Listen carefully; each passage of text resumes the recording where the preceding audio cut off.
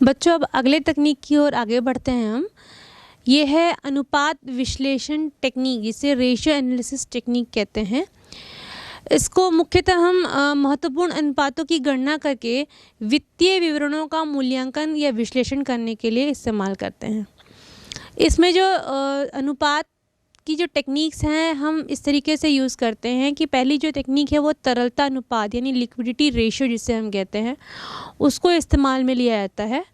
इसमें मुख्यतः यह होता है कि जो शेयर होल्डर्स हैं उनको जो देय राशि देने की योग्यता जानी जाती है फर्म्स की या कंपनियों की, कि उनकी कितनी योग्यता है। तो इसके लिए जो इसके अंतर्गत जो सूत्र इस्तेमाल किए जाते हैं वो कुछ इस प्रकार है। चालू अनुपात बराबर चालू संपत्तियां बटे चालू दायित्व, और तरल अनुपात बराबर नकद बटे रोकड़ धन देनदार बटे चालू दायित्व। इसके बाद जो दूसरी तकनीक है वो है शोधन क्षमता अनुपात, जो इसमें यूज़ किया जाता है। इसमें क्या कहता है, ये लॉन्ग टर्म सॉल्वेंसी इसमें देखी जाती है, जबकि तरल अनुपात यानी लिक्विडिटी रेशियो में जो है शॉर्ट टर्म सॉल्वेंसी या कम समय के लिए जो शोधन क्षमता देखी जाती है। अब शोधन क्षमता में क्या देखा जाता है कि जो कंपनियां हैं उन्होंने जो ऋण लिया हुआ है उनको चुकाने की उनकी योग्यता को देखा जाता है, और उसके अंतर्गत जो सूत्र उपयोग में लाए जाते हैं वो कुछ इस प्रकार है। ऋण क्षमता अनुपात बराबर दीर्घकालीन ऋण बटे शुद्ध निधि बराबर ऋण बटे समता अंशधारी कोष। इसके बाद तीसरे अनुपात की ओर चलते हैं, जो कि है लाभप्रदता अनुपात यानी प्रॉफिटेबिलिटी रेशियो। ये क्या है?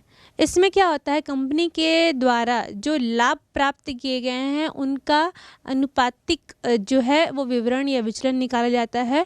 तो उसके लिए जो सूत्र इसके अंतर्गत यूज़ किए जाते हैं वो कुछ इस प्रकार है। पहला सूत्र यूज़ किया जाता है वो है सकल लाभ अनुपात बराबर सकल लाभ बटे शुद्ध विक्रय गुणे 100। दूसरा सूत्र जो उपयोग में लाया जाता है वो है शुद्ध लाभ अनुपात बराबर शुद्ध लाभ बटे शुद्ध विक्रय गुणे 100। और तीसरा सूत्र जो उपयोग में लाया जाता है वो है विनियोजित पूंजी का प्रत्यय बराबर शुद्ध आय बटे विनियोग। इसके बाद आता है टर्नओवर रेशियो। इसमें क्या होता है, जो संसाधन है उसकी कुशलता उपयोग को निर्धारित करने के लिए इसको इस्तेमाल में किया जाता है। अब इसमें जो सूत्र उपयोग में लाए जाते हैं वो इस प्रकार हैं कि राहतिया आवर्त अनुपात बराबर विक्रय की लागत बटे औसत राहतिया, देनदार आवर्तीय अनुपात बराबर शुद्ध उधार विक्रय बटे औसत देनदार। तो बच्चों, इस तरीके से हमने जो दूसरी आधुनिक तकनीक है हमने उसको जाना। आधुनिक अर्थात मॉडर्न टेक्निक्स में हम आगे बढ़ते हैं और हम तीसरी टेक्निक को अगर देखें तो तीसरी टेक्निक है उत्तरदायित्व लेखांकन यानी रिस्पॉन्सिबिलिटी अकाउंटिंग। अब इसमें क्या होगा, जैसे कि शब्द से ही स्पष्ट है कि इसमें जो है विभिन्न केंद्र बनाए जाते हैं और उन केंद्रों के जो केंद्राध्यक्ष होते हैं या अधिकारी होते हैं उनको अलग अलग रिस्पॉन्सिबिलिटीज़ दी जाती है। अब जो केंद्राध्यक्ष होते हैं वो अपनी दी गई रिस्पॉन्सिबिलिटीज़ के लिए क्या होते हैं, उत्तरदायी होते हैं। अब ये केंद्र कैसे हो सकते हैं, इनमें क्या होता है, जो हम देखेंगे ऑर्गेनाइजेशन में जो डिफरेंट डिपार्टमेंट्स होते हैं या विभिन्न विभाग होते हैं, वे क्या करते हैं, उन विभागों को अलग अलग उत्तरदायित्व दे दिए जाते हैं या उत्तरदायित्व का केंद्र बना दिया जाता है। और उन विभागों के जो विभागाध्यक्ष होंगे या जो प्रबंधक होंगे उनको क्या दे दिया जाएगा, उत्तरदायित्व दे दिया जाएगा कि भाई आपको ये रिस्पॉन्सिबिलिटी दी गई है और आप इसके लिए क्या होंगे, जवाबदेह होंगे। तो बच्चों, इसमें क्या होता है, किस किस तरह की जवाबदेही होती है, आइए हम इस पर एक नज़र डालते हैं। पहली जवाबदेही होती है लागत या व्यय केंद्र। इसमें क्या होता है, जैसे कॉस्ट और एक्सपेंस सेंटर, इसमें क्या होता है, इसमें आय को इंक्लूड नहीं किया जाता। इसमें जो सेंटर पर्सन होता है या केंद्राध्यक्ष होता है वो क्या करता है, पूरी तरह जिम्मेदार होता है तब यदि निर्धारित जो व्यय है उससे अधिक व्यय होता है इसके लिए। अब हम इसमें ऑपरेशंस जहाँ किए जाते हैं, ऑपरेशन मतलब जहाँ पर वो एक्टिविटीज़ परफॉर्म होती हैं, जैसे कि प्रोडक्शन डिपार्टमेंट एक ऑपरेशनल डिपार्टमेंट है। ऑपरेशन डिपार्टमेंट, ऑपरेशन को हम कहते हैं हिंदी में प्राचालनात्मक, मतलब ये डिपार्टमेंट क्या करते हैं, वो एक्टिविटीज़ परफॉर्म करते हैं जहाँ पे एक्सपेंस होते हैं। और इन डिपार्टमेंट के जो अधिकारी होते हैं या प्रबंधक होते हैं, ये उनकी जिम्मेदारी होती है कि निर्धारित व्यय से या निर्धारित जो कॉस्ट दिया गया है उससे ज़्यादा एक्सपेंडिचर या एक्सपेंसेस ना हो, मतलब खर्च ना किया जाए। इसके बाद हम दूसरा देखते हैं आगम केंद्र यानी रेवेन्यू सेंटर। ये क्या होता है, यहाँ पर आय के लिए जो है केंद्र अध्यक्ष या जो प्रबंधक है वो रिस्पॉन्सिबल होता है। यदि निर्धारित आय से जो कम आय अगर प्राप्त होगी या हम उसको प्राप्त करेंगे, तो इस सिचुएशन में क्या होगा, जो केंद्राध्यक्ष होगा, जो प्रभाध्यक्ष होगा या फिर जो प्रबंधक होगा, वो पूरी तरह रिस्पॉन्सिबल होगा कि भाई जो पहले ही डिसाइडेड आय थी या इनकम होने वाली थी या जो रेवेन्यू जनरेट होने वाला था उससे कम रेवेन्यू कैसे जनरेट हुआ। तो इसमें जो विशेष सेल्स डिपार्टमेंट और इसके साथ साथ मार्केटिंग डिपार्टमेंट इंक्लूड होते हैं, क्योंकि वही एक आय का ज़रिया होते हैं या रेवेन्यू जनरेट करते हैं। फिर आती है लाभ केंद्र यानी प्रॉफिट शेयरिंग। जैसे कि बच्चों हम जानते हैं कि लाभ बराबर होता है आय ऋण लागत। तो इसमें क्या होता है, जो केंद्राध्यक्ष होता है या जो प्रबंधक होता है वो आय और लागत के लिए भी रिस्पॉन्सिबल, दोनों के लिए होता है। यदि निर्धारित आय से कम आय आई और निर्धारित लागत से ज़्यादा लागत लग गई, तो इन दोनों ही दिशाओं में वो जो केंद्राध्यक्ष या प्रबंधक होगा वो पूरी तरीके से जिम्मेदार होगा। इसके बाद चौथा आता है विनियोग केंद्र, जिसे इन्वेस्टमेंट सेंटर कहते हैं। इसमें क्या होता है कि हर डिपार्टमेंट को अपनी अलग अलग इन्वेस्टमेंट प्लान करने होते हैं या विनियोग को नियोजित करना पड़ता है। इसमें क्या होता है कि इन्वेस्टमेंट सेंटर हम एक न लेकर के, जैसे हमने ROI पढ़ा था उसी दिशा में काम होगा, लेकिन हर डिपार्टमेंट का अपना अलग ROI होगा। और इसका मुख्य उद्देश्य ये होगा कि अपने इस तरह के ROIs को प्लान करना कि हम जो एक्सपेंस कर रहे हैं या जो खर्च कर रहे हैं वो कम से कम हो या मितव्ययी हो और उससे ज़्यादा से ज़्यादा मुनाफा हम अर्जित कर सकें।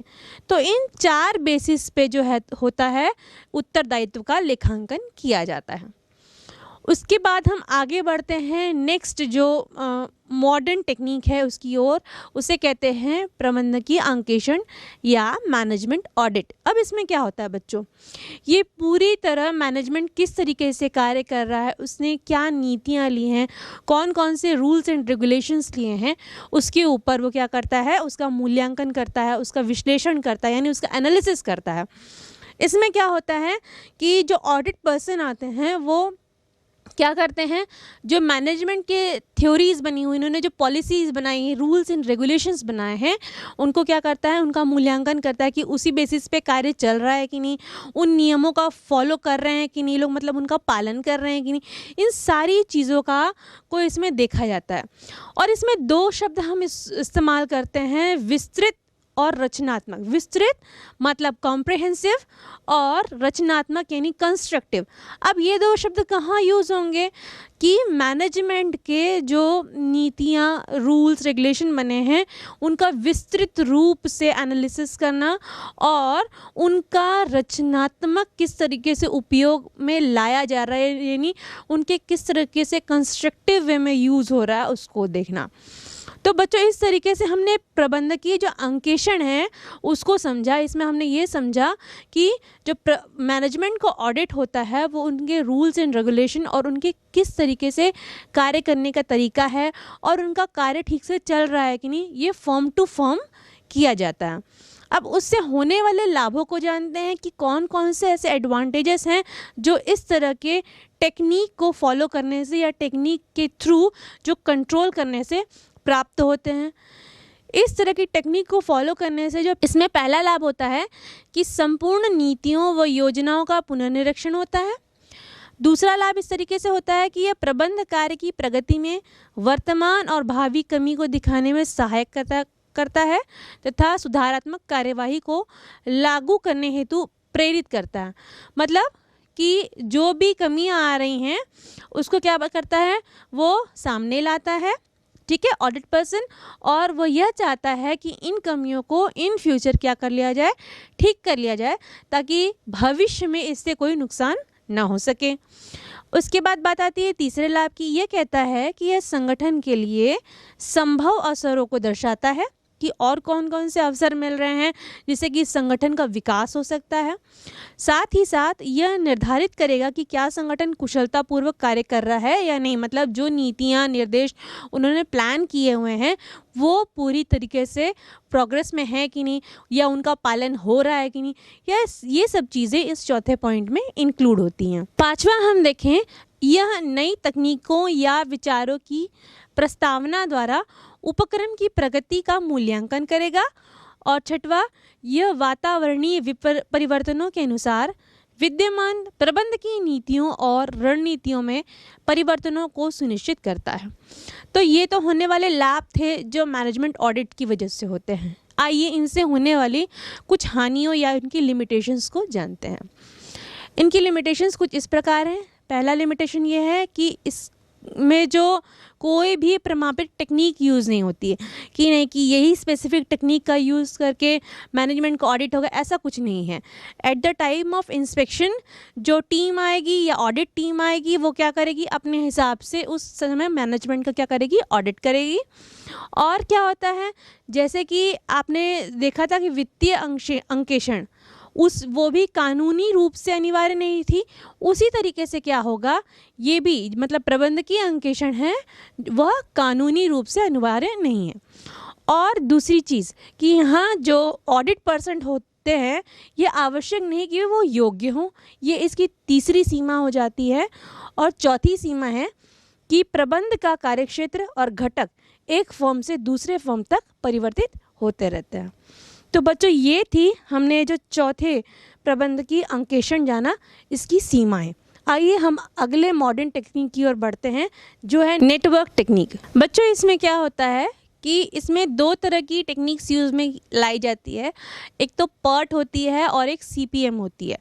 अब PERT क्या होती है, PERT जो होती है इसे इंग्लिश में कहते हैं problem evaluation and review technique, ठीक है। और इसे हिंदी में कहा जाता है कार्यक्रम मूल्यांकन और पुनर्निरीक्षण टेक्निक। और जो CPM होता है इसे हिंदी में कहते हैं क्रिटिकल पाथ मेथड, इंग्लिश में कहते हैं क्रिटिकल पाथ मेथड और हिंदी में कहते हैं विवेचनात्मक पथ विधि। अब इन विधियों का यूज़ करके क्या किया जाता है, नियोजन, संगठन और नियंत्रण जैसी क्रियाओं को करते हुए क्या किया जाता है, उनके कार्य को कंट्रोल किया जा सकता है और उससे होने वाली हानियों को भी कंट्रोल किया जा सकता है और उनकी प्रगति को देखा जा सकता है कि किस प्रगति से कार्य चल रहा है।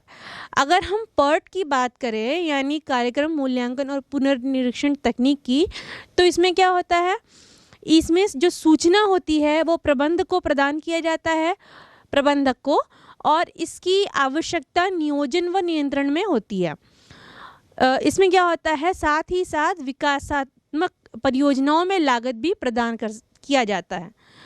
और अगर हम CPM की बात करें यानी क्रिटिकल पाथ मेथड, तो ये क्या होता है, इसमें जो परियोजनाओं का विश्लेषण होता है वो विभिन्न कार्यवाहियों या क्रियाओं में किया जाता है और उनके संबंधों को निर्धारित किया जाता है और नेटवर्क रेखाचित्र द्वारा दिखाया जाता है। इसमें इस तरह का नेटवर्क रेखाचित्र दिखाया जाता है जो कि यह दर्शा रहा है कि कार्य में कितना समय लगेगा, कार्य को स्पष्ट रूप से प्रदर्शित किया जाता है कि किस कार्य के बाद कौन सा कार्य किया जाएगा और कार्य को का एक निश्चित पथ निर्धारित किया जाता है क्रिटिकल पाथ मेथड में। तो बच्चों इस तरीके से हमने PERT और CPM को जाना जो कि नेटवर्क टेक्निक्स के अंदर कार्य करती है और किस तरीके से नियंत्रण में मदद करती है। अंतिम मॉडर्न टेक्निक या आधुनिक टेक्निक की ओर हम आगे बढ़ेंगे जिसे कहते हैं प्रबंध सूचना तंत्र यानी MIS। इंग्लिश में इसे कहा जाता है मैनेजमेंट इंफॉर्मेशन सिस्टम। अब ये कैसे काम करता है, बेसिकली बच्चों मैनेजमेंट इंफॉर्मेशन सिस्टम एक सॉफ्टवेयर की तरह कार्य करता है, एक कम्युनिकेटर होता है, सूचना देता है या एक कह सकते हैं सूचना का यंत्र होता है। ये क्या होता है, अपने से रिलेटेड लोगों को या जिस विभाग से ये जुड़ा हुआ है उससे रिलेटेड जानकारियाँ उस प्रबंधक तक पहुँचाता है, जिससे कि क्या होता है, सही समय पर सही कार्य को पूरा किया जा सकता है और इससे होने वाली हानियों से बचा जा सकता है और भविष्य में ज़्यादा से ज़्यादा लाभ को अर्जित किया जा सकता है। बच्चों, हमने प्रबंध सूचना तंत्र यानी MIS को जाना है। अब इनसे होने वाले लाभों को जान लेते हैं कि कौन कौन से एडवांटेजेस इससे प्राप्त होते हैं। पहला एडवांटेज प्राप्त होता है कि ये विभिन्न स्तर पर काम करने वाले सभी प्रबंधकों को यथार्थ सूचना प्रदान करता है। दूसरा एडवांटेज है कि यह प्रबंध के सभी स्तरों पर नियोजन, नियंत्रण और निर्णय में सहायता करता है। तीसरा है, ये लागत संबंधी प्रभावी प्रबंध प्रदान करता है। और चौथा है, ये सूचना की गुणवत्ता को बढ़ाता है, जिसके साथ एक प्रबंध कार्य करता है। पांचवा है, ये प्रबंधकों पर सूचनाओं के अधिक भार को कम करते हैं, अर्थात उन्हें केवल संबंधित सूचना प्रदान की जाती है। कुल मिलाकर के हम यह कह सकते हैं, किसी भी कार्य को करने के लिए जब MIS का यूज़ किया जाता है, यानी मैनेजमेंट इंफॉर्मेशन सिस्टम का यूज़ करता है जो भी विभाग, वो उसको यूज़ करने से कौन कौन से कार्य कर सकता है, नियोजन, नियंत्रण और निर्णय जैसे कार्य कर सकता है।